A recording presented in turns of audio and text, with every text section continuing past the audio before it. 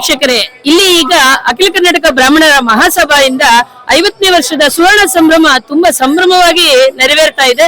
ಇದ್ರ ಬಗ್ಗೆ ನಾವೆಲ್ಲ ತಿಳ್ಕೊಳ್ಳೋಣ. ಏನೇನು ಸಜ್ಜಾಗಿದೆ, ಜನಸ್ತೋಮನೆ ಇಲ್ಲಿ ಕಾಣಬಹುದು. ನೀವು ತ್ರಿಮತಸ್ಥ ಎಲ್ಲ ವಿಪ್ರ ಬಾಂಧವರು ಇಲ್ಲಿ ಸೇರಿದ್ದಾರೆ.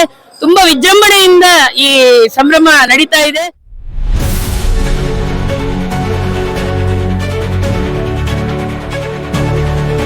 ನಮಸ್ತೆ, ಜೈ ಶ್ರೀರಾಮ್.